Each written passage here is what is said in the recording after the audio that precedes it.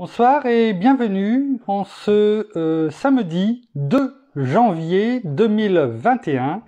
Et nous en sommes rendus ce soir à la méditation numéro 288.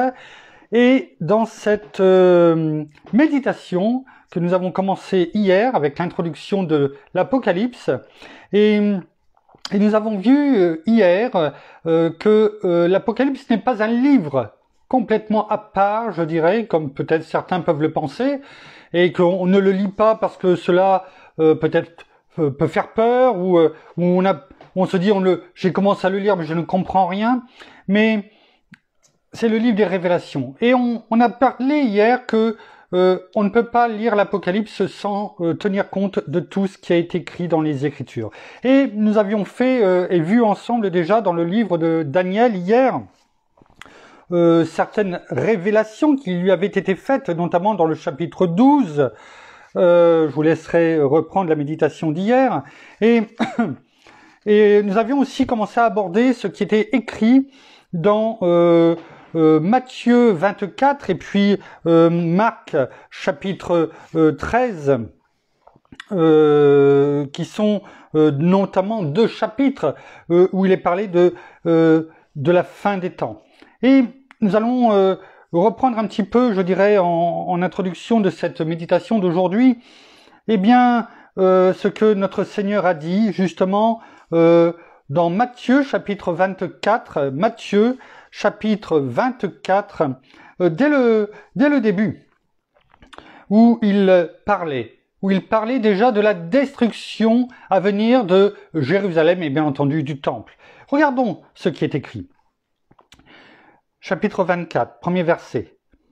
Comme Jésus s'en allait au sortir du temple, donc imaginons, il sort du temple où il venait régulièrement, donc pour pas dire tous les jours quand il était sur Jérusalem, eh bien pour prier et pour enseigner, eh bien ses disciples s'approchèrent pour lui en faire remarquer les constructions.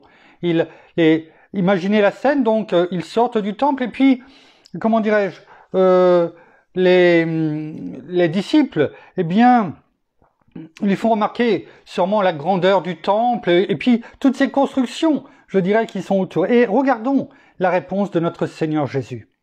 Mais il leur répondit, « Voyez-vous tout cela? En vérité, je vous le dis, il ne restera pas ici une pierre sur pierre qui ne soit renversée. » On voit que déjà il fait une révélation. Il fait une révélation aux disciples en disant, mais voyez tout ce que vous voyez, tout ce que vous avez devant vos yeux, il ne restera rien. Tout sera cassé, détruit. Il ne restera pas une pierre sur une pierre. Il leur faisait déjà cette révélation. Et puis au verset 3, il s'assit sur le mont des Oliviers et les disciples vinrent en privé lui dire, donc on imagine la scène. Il a traversé le pont qui à ce moment-là passait au-dessus de la vallée du Cédron et il monte au mont des Oliviers où il avait l'habitude d'aller. Et là, en privé, les disciples lui dirent, mais dis-nous quand cela arrivera et quel sera le signe de ton avènement et de la fin du monde. Là où les questions sont claires. Là où les questions sont claires. Après, ils ont compris ce que notre Seigneur venait de dire, venait de leur dire. Et tout de suite, eh bien, en privé, eh bien, il lui dit, mais quel sera le signe de ton avènement? Dis-nous quand cela va arriver. À quoi on va le reconnaître? Et donc, ton avènement est de la fin du monde. Dis-nous la date. Et donc le Seigneur Jésus, qu'est-ce qu'il va faire? Jésus leur répondit. Et donc on s'attend, eh bien, qu'il donne la réponse. Eh bien non, ce n'est pas ce qu'il va faire. Ce n'est pas ce qu'il va faire. Il ne va pas tout de suite leur donner la réponse. Revenons sur la première partie de ce que nous venons de dire là, et de lire. Il est parlé de la destruction de Jérusalem et du temple. Cela est important. Cela est important parce que cela est englobé, je dirais, déjà dans l'Apocalypse. Il est bon de voir tout cela avant de se lancer vraiment et de regarder verset par verset l'Apocalypse. Il est bon de comprendre ce que notre Seigneur lui-même a déclaré auparavant. Et là, il fait ce discours sur la fin du temps et il prévoit déjà la destruction du temple et de Jérusalem. Est-ce que cela va arriver? Oui, bien sûr que cela va arriver. Plusieurs décennies plus tard. En effet, on sait que bien après, Néron on va même le prendre, je me permets, parce que il faut quand même que nous ayons tout ce qu'il faut. Néron qui a régné de l'an 54 à l'an 68, donc au 1er siècle, on a parlé déjà de Néron, lorsqu'on le faisait dans les différentes méditations précédentes.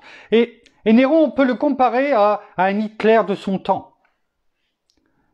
Imbu de sa personne, meurtrier, il ne voyait que par lui, il n'avait aucun scrupule à se débarrasser de toutes les personnes qui le dérangeaient. Ça a été le cas avec sa mère, avec ses frères, et c'était un despote. Sous couvert que l'art l'intéressait, alors qu'il ne savait ni écrire, pas réellement, je dirais, il n'avait pas de talent pour l'écriture, ni pour le chant, ni pour la musique réellement, mais il se croyait doué dans tout cela. Et bien sûr, comme tout dictateur, je dirais, de l'époque, donc le César de l'époque, l'empereur, il n'y avait pas intérêt, même si cela ne nous plaisait pas, à lui dire que c'était moche. Sinon, c'était terminé. C'était la peine de mort. Donc, que ça plaise ou pas, il fallait applaudir. Et Néron, notamment, aimait par-dessus tout,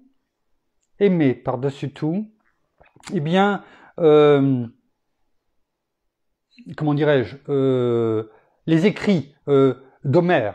Vous savez, notamment Homère qui, on date entre le 7e, 8e, 10e, 11e siècle avant Jésus-Christ, parlait notamment, il a fait le récit de la guerre de Troie, avec le cheval de Troie. Alors on va pas refaire cette histoire, cette légende ou pas, qu'importe. Mais ce qui est important, c'est que dans la tête de Néron, lui, c'était comme si c'était sa muse. Ses récits. Et la seule chose qui l'intéressait, c'était d'être inspiré.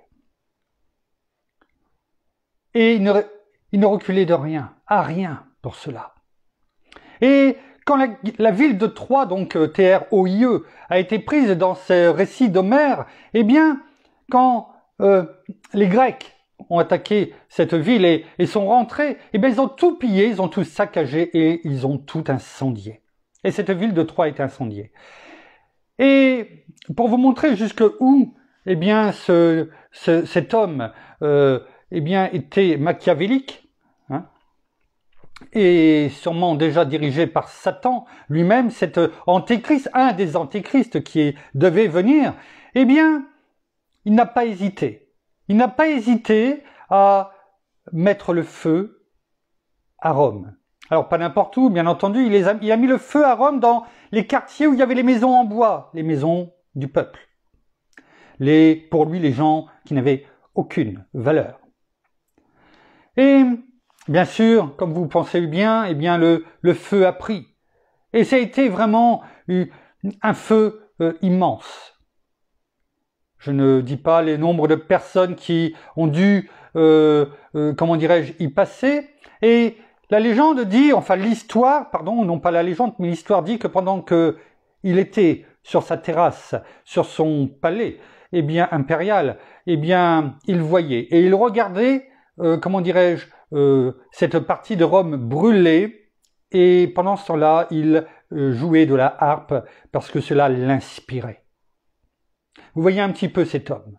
Alors pourquoi je vous ai parlé de Néron?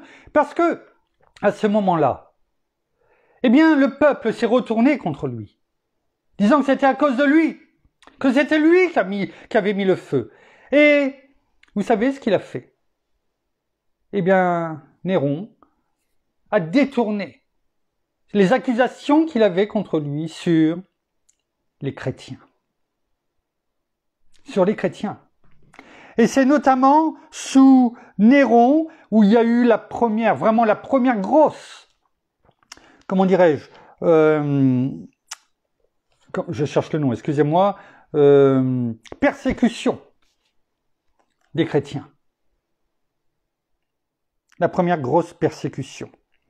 Et c'est justement sous son règne, eh bien qu'à ce moment-là, eh bien notamment l'apôtre Pierre, eh bien a été crucifié, la tête en bas, parce qu'il ne voulait pas être crucifié comme notre Seigneur Jésus, et où, comment dirais-je, en l'an 67-68, donc sous le règne de Néron, qui s'est terminé en 68, eh bien où l'apôtre Paul a été décapité parce qu'il ne pouvait pas être crucifié dans la mesure où c'était un sujet romain.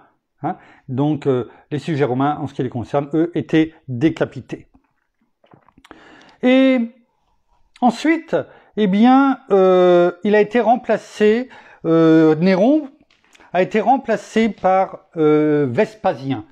Vespasien qui a régné, lui, pendant 10 ans, environ de 69 à 79, et son fils, Titus, eh bien, il l'avait chargé de ramener l'ordre à Jérusalem. Et comme les Juifs ne voulaient pas se soumettre et avaient construit des remparts tout autour, je dirais, de Jérusalem, eh bien, il l'a chargé de mener une armée contre Jérusalem. Et c'est ainsi que pendant plusieurs mois, environ de la Pâque de l'an 70 jusqu'environ septembre de cette même année, eh bien, Jérusalem a été attaquée, détruite, complètement. On parle de 1 100 000 morts, est-ce que ce chiffre est réel ou pas? Qu'importe, mais ce qui est important, c'est qu'en l'an 70, la prophétie que notre Seigneur Jésus-Christ avait faite, eh bien, aux disciples, se réalise. Jérusalem et tout le temple est détruit. Ensuite, Titus, lui, règne à la place de son père en l'an 79 pendant que 2 ans jusqu'en 81, et ensuite, eh bien, c'est son frère Titus qui prend le règne en tant qu'empereur. C'est le règne de comment dirais-je, de l'empereur Domitien qui va régner de l'an 81 à l'an 96.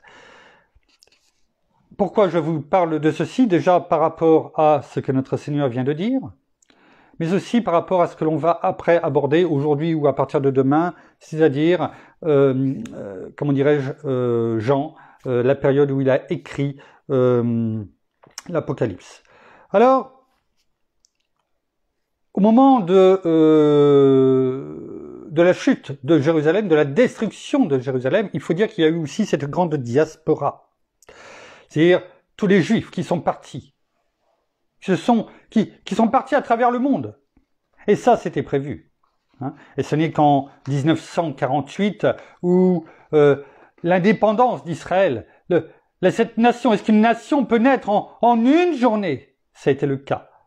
Et où les Juifs ont commencé à revenir, et notamment, c'est ce on avait médité à un moment donné, je crois, si je me trompe pas, avec Ézéchiel, lorsqu'il avait été en vision, ravi, et dans cette vallée où il y avait tous les os, et tous, eh bien, revenaient. C'était l'image du retour des Juifs, notamment en Israël. On disait tout à l'heure que Jésus n'avait pas donné de temps défini à la réponse, comment dirais-je, aux disciples. Pourquoi? Parce que il leur dit que, eh bien, il y aura plusieurs antichrists qui vont venir, qui vont essayer de les séduire. Mais vous allez aussi entendre parler de guerre et de bruit de guerre. Gardez-vous de vous alarmer, car cela doit arriver. Mais ce ne sera pas encore la fin. Et il y en a eu depuis. Il y en a eu depuis. Une nation s'élèvera contre une nation, et un royaume contre un royaume, et il y aura par endroits des famines et des tremblements de terre. En fait, il était déjà en train de dire tout ce qui devait arriver.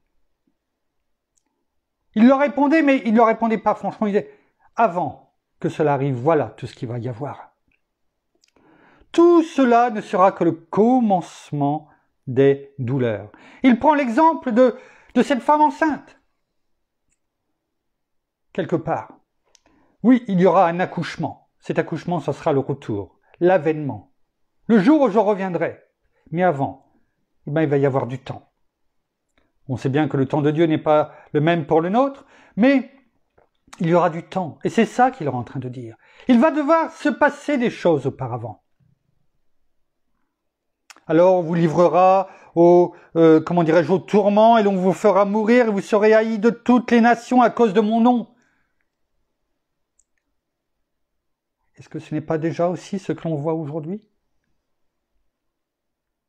Nous, avec mon épouse, on le voit, ne serait-ce qu'avec nos enfants à l'école, quand on refuse qu'ils lisent notamment des livres soi-disant pour le fantastique, c'est bien ça, et qui, en fait, sont des livres qui parlent de sorcières ou du diable.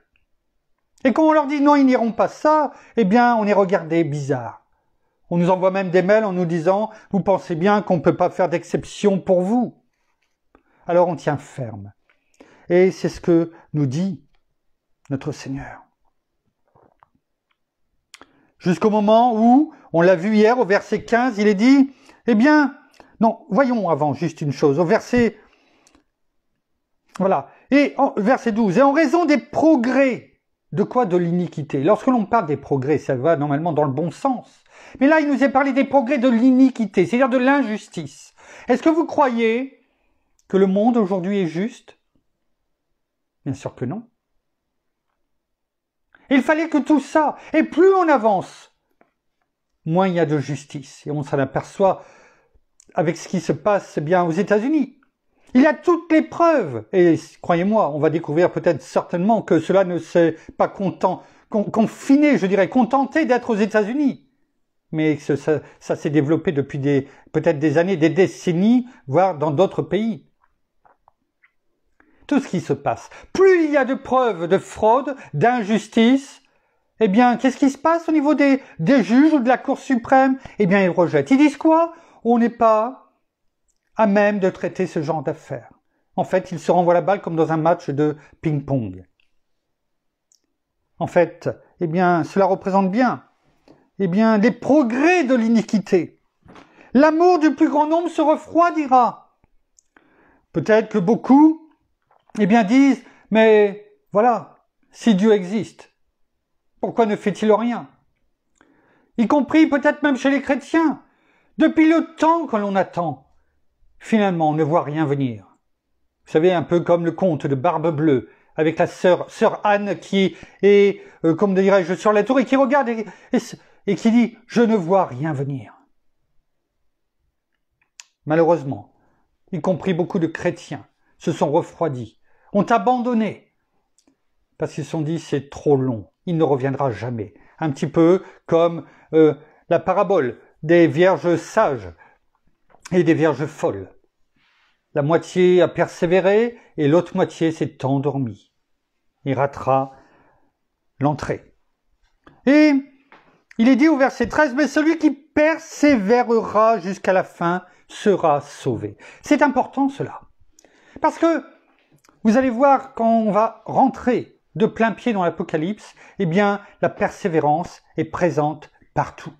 C'est ce qui nous est demandé. Et notre Seigneur Jésus le disait déjà de façon prophétique, dans Matthieu chapitre 24.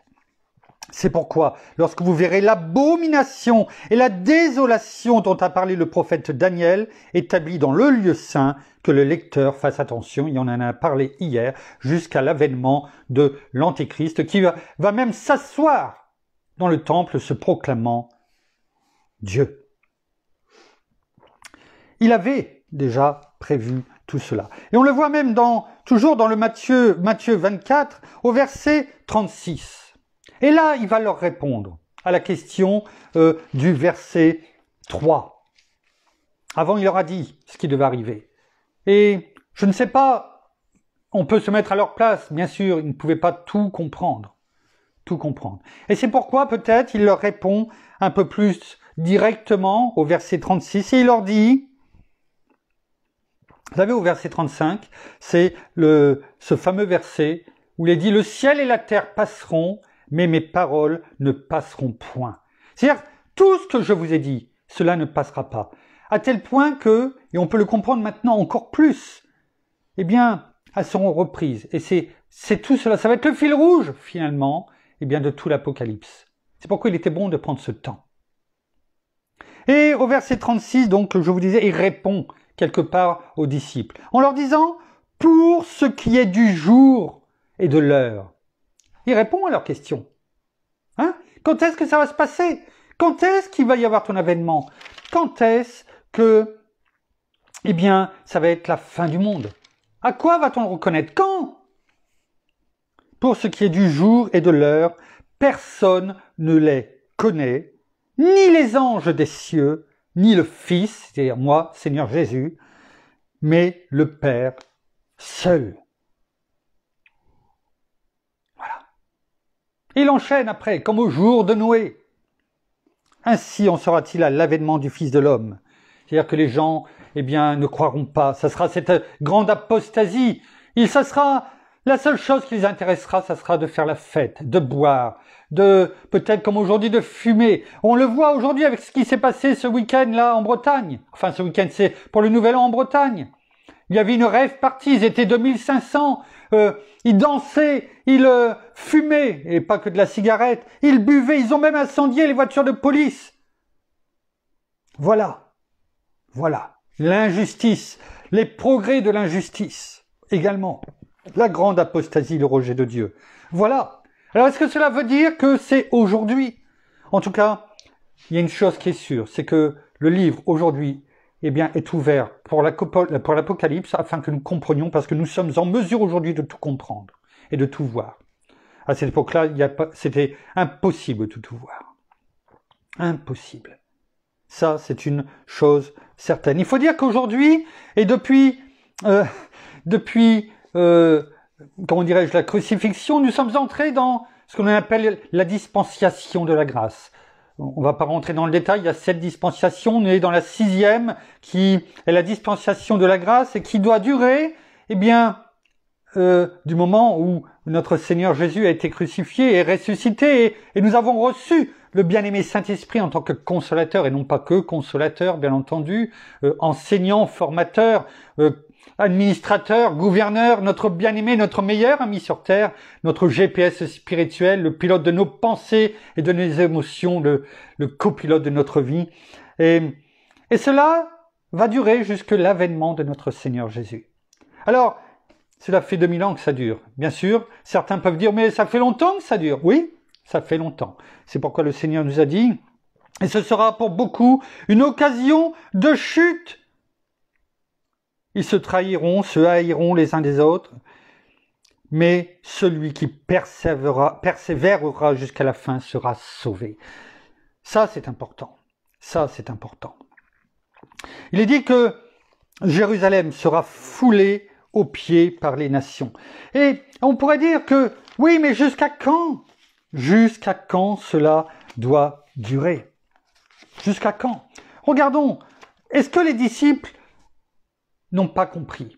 Regardons ce qui, les disciples les plus proches même, les apôtres, eh bien regardons ce qui est écrit dans l'Acte des Apôtres, chapitre 1, versets 6 à 8. Il est écrit, eux donc réunis, demandèrent, Seigneur, est-ce en ce temps que tu rétabliras le royaume pour Israël? Et il leur répondit, notre Seigneur répondit, ce n'est pas à vous de connaître les temps ou les moments que le Père a fixés de sa propre autorité, mais vous recevrez une puissance, celle du Saint-Esprit survenant sur vous, et vous serez mes témoins à Jérusalem, dans toute la Judée, dans la Samarie, donc ça veut dire Juda, le royaume de Juda, mais aussi le royaume de la Samarie, c'est-à-dire en fait tout Israël, hein, et jusqu'aux extrémités de la terre. Et à ce moment-là, il fut élevé. Il est évident que les disciples ici présents savaient que dans quelques jours, ils allaient recevoir une puissance, notre bien-aimé Saint-Esprit, il a été dit, cela a été écrit et cela a été confirmé, mais ils avaient compris. Parce que le Seigneur ne leur a pas répondu une fois de plus. Hein, quand il a dit, est-ce que ça sera en ce temps que tu rétabliras le royaume pour Israël? Il n'a pas répondu oui ou non. Il leur a dit, eh bien, vous serez mes témoins, Jérusalem, dans toute la Judée, dans la Samarie, jusqu'aux extrémités de la terre. Mais par là, il leur donnait la réponse.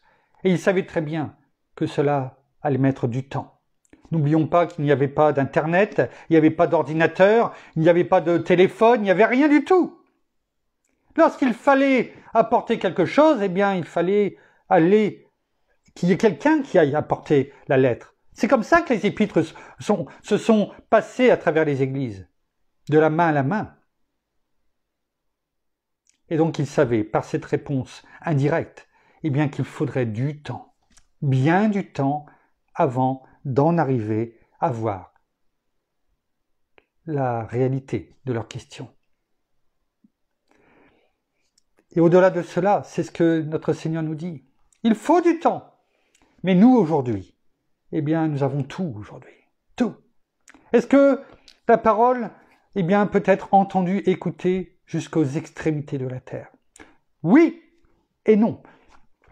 Il y a beaucoup qui ont des téléphones portables. Il y a sûrement plus de téléphones portables que d'habitants sur la Terre.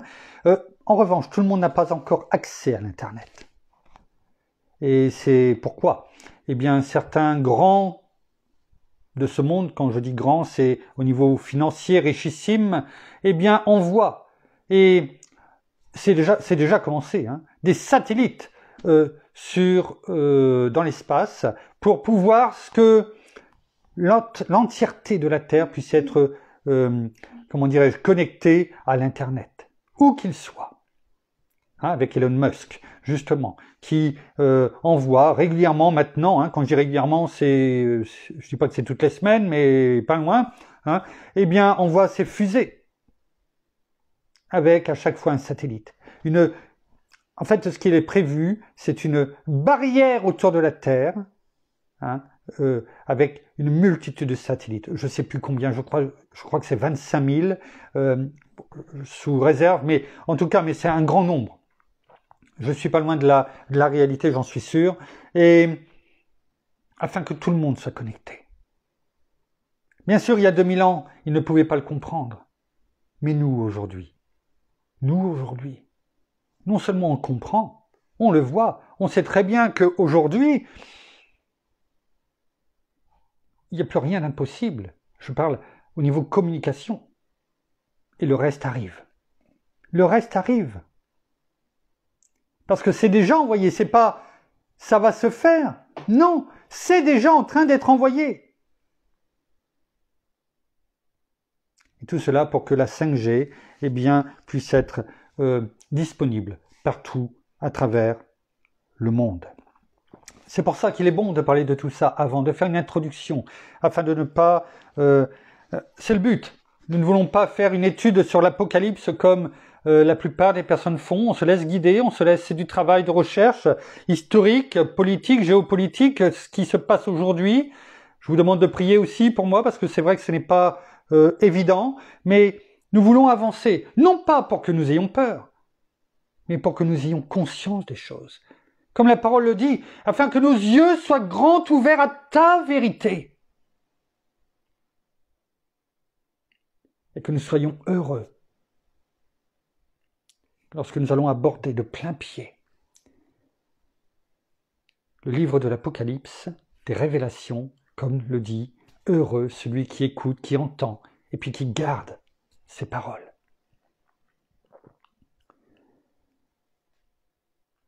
La persévérance, on va terminer sur cela, le reste on le verra demain. Eh bien, la persévérance. On peut le voir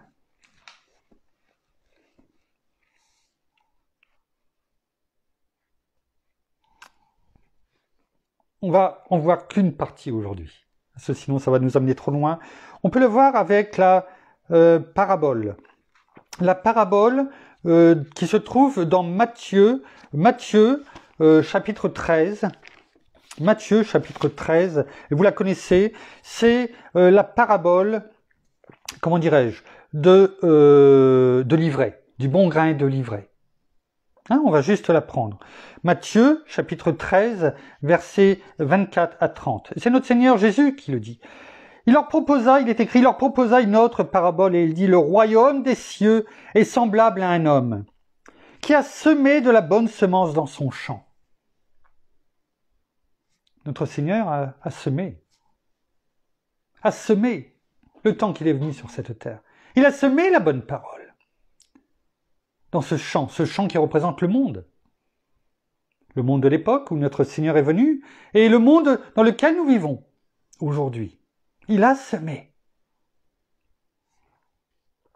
Et c'était de la bonne semence, la bonne nouvelle. Et on continue à le faire. Mais pendant que les gens dormaient, c'est dormir physiquement, mais c'est aussi dormir spirituellement.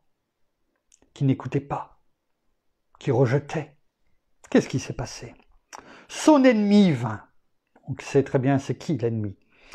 Sema de l'ivraie, c'est-à-dire de la mauvaise récolte, au milieu du blé, et s'en alla.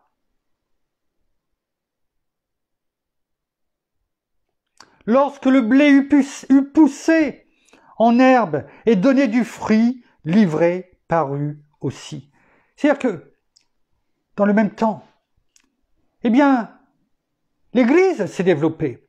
Bien sûr, il y a eu beaucoup de choses qui se sont faites. Des personnes des frères, des sœurs qui ont tenu ferme. Mais à côté, le méchant, le païen, s'est également développé. Dans le même temps, il a poussé également. Les serviteurs du maître de la maison vinrent et lui dirent, « Seigneur, n'as-tu pas semé de la bonne semence dans ton champ? D'où vient donc qu'il y ait de l'ivraie? Comment cela se fait-il que le monde soit à ce niveau? » Il leur répondit, « C'est un ennemi qui a fait cela. » Notre ennemi. Le prince de ce monde. Et les serviteurs lui dirent, « Mais veux-tu que nous allions l'arracher? Maintenant, est-ce que tu veux qu'on fasse le tri? » Non, dit-il, de peur qu'en arrachant l'ivraie, vous ne déraciniez en même temps le blé. Il nous est donné, et Dieu, dans sa grande bonté, nous laisse du temps, afin que, y compris des personnes qui sont peut-être aujourd'hui dans l'ivraie, eh bien, se repentent et passent dans le blé, dans le bon grain. Mais, quelquefois, eh bien, il dit, laissons le temps. Ce n'est pas encore aujourd'hui. La récolte n'est pas pour aujourd'hui. Laissez croître ensemble l'un et l'autre jusqu'à la moisson et à l'époque de la moisson, celle dont on fera référence dans l'Apocalypse. Eh bien, je dirai au moissonneur, là aussi, on comprendra. Vous voyez, tout est bon. Arrachez d'abord l'ivraie et liez-la en gerbe pour la brûler. Mais amassez le blé dans mon grenier, là où notre Seigneur eh bien, viendra nous chercher, et où nous monterons ensuite avec lui. Alors que les tribulations dont nous parlerons à un moment donné, eh bien, se verront, se fassent. Mais la récolte n'est pas encore arrivée. Et c'est cela, expliqué aussi. Il faut le temps. Et c'est une grâce pour nous, cette dispensation de la grâce, qui nous permet aujourd'hui, eh bien, même encore à des personnes qui sont aujourd'hui dans ce que l'on appelle l'ivraie. Eh bien, tant qu'on peut dire aujourd'hui, eh bien, ils ont encore l'occasion de choisir, de recevoir notre Seigneur comme Seigneur et Sauveur de leur vie, afin de ne pas vivre les tribulations sur la terre lors de l'avènement de notre Seigneur Jésus. Jusqu'au dernier moment, tout comme le brigand sur la croix. Nous allons... Pardon, excusez-moi pour le bruit. Il faut qu'on prenne aussi nos habitudes. Eh bien, nous allons nous arrêter là pour ce soir. Nous allons nous arrêter là pour ce soir. Nous continuerons demain et là, nous rentrerons dans les premiers sûrement versets du livre de l'Apocalypse. En attendant, merci Seigneur, merci Père, merci bien-aimé Saint-Esprit pour ce que tu permets de recevoir, tu nous permets de travailler et aujourd'hui, eh bien, de déclarer, de proclamer de nos bouches. Merci, merci, merci de continuer à nous éveiller, à ouvrir nos yeux et de remplir de ta parole, afin que ta parole soit vérité, ton serviteur. Merci. Nous terminons par la prière. Seigneur, merci encore pour cette méditation. Merci parce que tu, comme nous venons de l'entendre, tu nous permets d'ouvrir nos yeux mais aussi nos oreilles sur la vérité, afin que nous soyons enseignés, que nous n'ayons plus peur de ce moment, mais que cela soit vraiment une joie, afin de pouvoir connaître ce qu'il se passe, mais aussi afin de pouvoir te connaître, car nous savons que nous ne sommes pas seuls. L'ennemi voudrait certainement nous faire chuter et nous rendre tristes, alors que nous devons être dans la joie, dans cette joie que toi tu es, Seigneur Jésus. Alors vraiment, bien merci pour ces études, merci encore vraiment de nous enseigner, bien-aimé Saint-Esprit, et vraiment de nous donner la persévérance, l'intelligence et toutes les capacités pour pouvoir comprendre, mais aussi de continuer chaque jour, de tenir ferme et de pouvoir continuer à mettre en pratique tout ce que tu nous dis dans la parole. Ce n'est pas pour toi, mais c'est pour nous, parce que tu es là tel un bon Père et tu ne veux que notre bonheur, tu ne veux que des bénédictions, mais faut-il encore que chacun d'entre nous, nous te suivions, que nous suivions ce chemin que tu nous demandes de suivre et d'avoir vraiment ce cœur droit, juste et intègre, et ce cœur tout simplement d'enfant, ce cœur d'enfant qui obéit à son Père, qui l'écoute et qui met en pratique ce qu'il lui demande, non pas pour son Père, mais pour son bien. Alors vraiment que nous puissions, car nous sommes ces enfants et nous voulons mettre en pratique chaque jour ce que tu nous dis et de pouvoir aussi l'enseigner à d'autres, de pouvoir parler de toi afin que une multitude de personnes réagissent avec tout ce qu'il se passe au jour d'aujourd'hui, comprennent qui tu es, comprennent tout simplement que tu es ce Père peut-être qu'ils ont toujours cherché, peut-être cet amour qu'ils ont toujours eu besoin, mais ne sachant où le trouver dans le monde, il est là, sous leurs yeux. Il suffit simplement d'ouvrir leur cœur et qu'ils t'acceptent comme Sauveur et Seigneur. Alors merci encore pour tout et soyez tous abondamment bénis, frères et sœurs, ainsi que tous vos proches et vos familles, dans le nom de Jésus. Amen. Voilà, ainsi s'achève la méditation de ce soir. Nous bénissons, bien sûr, nous vous bénissons abondamment de toutes les bénédictions spirituelles dans les lieux célestes en Christ. Nous vous souhaitons, et nous saluons nos amis au Québec, au Canada, en francophonie, à Paris, et nous vous souhaitons, bien entendu, une très bonne fin d'après-midi pour certains, une bonne soirée pour d'autres, un bon appétit, une bonne nuit surtout. Et nous allons nous retrouver demain, dimanche, non pas en fin de journée, mais demain matin. Alors nous allons vous faire parvenir, comme à l'accoutumée, le lien YouTube pour que vous puissiez, à partir de 11h ou 10h50, en tout cas, commencer à louer notre Père, notre Seigneur, notre bien-aimé Saint-Esprit là où vous êtes, parce que autrement nous sommes censurés par Facebook.